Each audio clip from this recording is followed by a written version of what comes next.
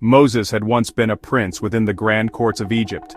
He had lived a life of privilege, far removed from the suffering of his fellow Hebrews. However, destiny called him from exile, back to the land of his birth. He stood before the mighty Pharaoh, a ruler considered a god by his people. Moses carried a simple yet profound message from a power far greater than any earthly king.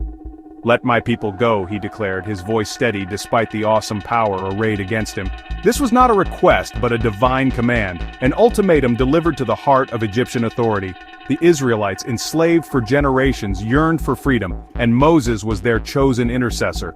Pharaoh, however, was a man of immense pride and stubborn resistance. He listened to Moses, perhaps with a mixture of amusement and disdain. The idea of releasing a vast workforce, the very foundation of Egypt's prosperity, was unthinkable to him. He dismissed Moses' plea, his heart hardened against the plight of the Israelites and the authority of their God. This refusal was not a mere political decision, it was a challenge to the divine will. It set in motion a series of events that would shake the Egyptian empire to its core, demonstrating a power that Pharaoh could neither comprehend nor control. His defiance would have dire consequences for his land and his people. The first manifestation of this divine power was swift and dramatic.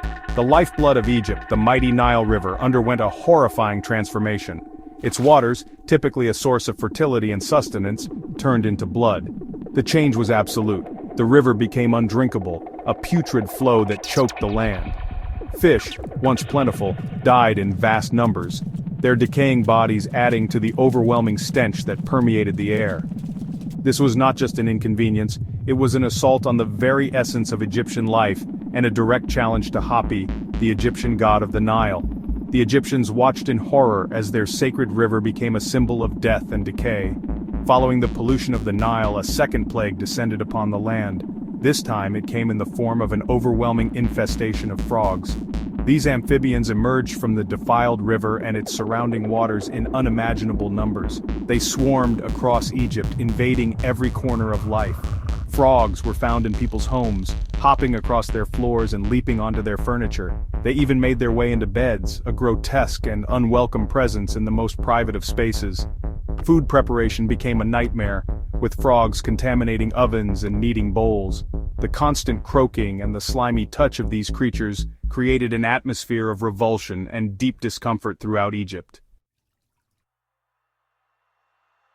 The afflictions continued to escalate, each more pervasive and irritating than the last. The third plague brought forth swarms of lice, or perhaps gnats, tiny creatures that crawled relentlessly upon man and beast. Unlike the frogs, which were large and visible, these pests were almost unseen, yet their impact was intensely felt. They caused incessant itching and discomfort, turning daily life into a torment. No amount of washing or cleaning could rid the Egyptians of these minute tormentors. They were everywhere, on skin, in hair, a constant reminder of Pharaoh's intransigence and the escalating power that opposed him. The magicians of Egypt, who had initially tried to replicate the earlier signs, found themselves unable to conjure such a plague, admitting this was the finger of God. Soon after the lice, a fourth plague was unleashed, swarms of wild animals or perhaps biting insects like flies, which invaded the homes and streets of Egypt. The exact nature of these creatures is debated, but their effect was terrifying and disruptive. Unlike the previous plagues that affected the land of Goshen where the Israelites lived, this plague, and several subsequent ones, specifically targeted the Egyptians, drawing a clear distinction between the oppressors and the oppressed. Houses offered no sanctuary as these swarms filled the air and covered the ground. Daily routines were shattered, and fear became a constant companion for the Egyptian populace. The orderly society of Egypt was descending into chaos under this relentless onslaught.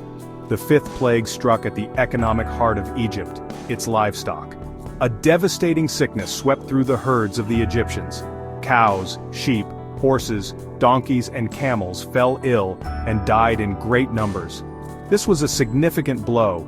As livestock represented wealth, food, and labor, the fields were littered with the carcasses of animals, a grim testament to the plague's severity. Importantly, the livestock belonging to the Israelites in Goshen remained untouched, further highlighting the selective nature of these divine judgments. Pharaoh's heart, however, remained unyielding, even as his nation's resources dwindled and his people suffered increasing hardship due to his stubborn refusal. The sixth plague brought direct physical suffering to the Egyptians themselves. Painful boils and sores erupted on their skin. This affliction affected everyone, from the common people to the highest officials. Even Pharaoh's own magicians were so afflicted, they could not stand before Moses. These boils were not mere rashes, they were described as festering and agonizing, causing immense pain and disfigurement. The relentless sequence of plagues was taking a toll, moving from environmental disasters and pestilence to direct bodily harm. Each plague was a powerful demonstration, designed to break Pharaoh's will and compel him to acknowledge a higher authority than his own. The seventh plague arrived with terrifying force, a severe hailstorm unlike anything Egypt had ever witnessed. Great chunks of ice, described as being mixed with fire, rained down from the sky with devastating impact. This supernatural storm battered the land, destroying what remained of the crops in the fields, particularly the flax and barley which were already in bloom. Trees were shattered, and any people or animals caught out in the open were struck down. The sound of the hail, the flashes of fire, and the widespread destruction created an atmosphere of apocalyptic terror. Yet, amidst this chaos, the land of Goshen, where the Israelites resided, was spared, a pocket of calm in a storm-ravaged nation. Following the destructive hail, the eighth plague descended in the form of a giant swarm of locusts. These insects arrived in such numbers that they darkened the sky, a massive, consuming cloud. They settled upon what little vegetation had survived the hailstorm, devouring every remaining green thing. Trees were stripped bare, fields were laid waste, and any hope of a harvest was utterly extinguished. The land of Egypt, once fertile and abundant, was now barren and desolate. The locusts left behind a scene of complete devastation, pushing the nation closer to famine and total collapse. The relentless progression of the plagues was designed to dismantle every aspect of Egyptian pride and security.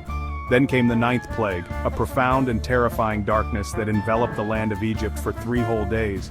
This was not the ordinary darkness of night, it was described as a thick, palpable darkness that could be felt. People could not see one another, nor could they leave their homes. All activity ceased. The sun, a primary deity, Ra, in the Egyptian pantheon, was blotted out, signifying a powerful defeat for their gods. This oppressive gloom brought with it a sense of isolation and fear, a deep psychological blow to a nation already reeling from disaster.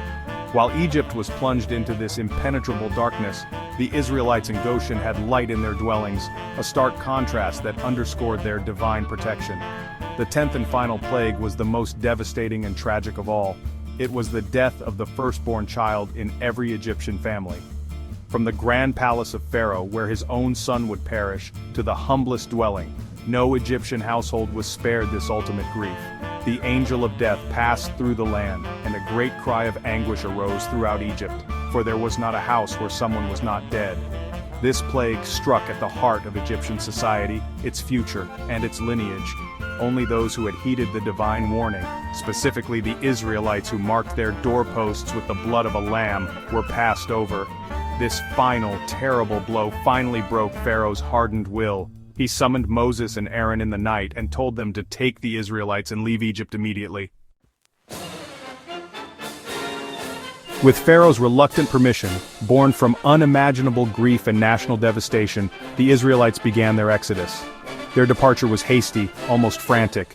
There was no time for elaborate preparations, no time even for their bread dough to rise. They carried their unleavened dough on their shoulders, a tangible symbol of their urgent flight to freedom.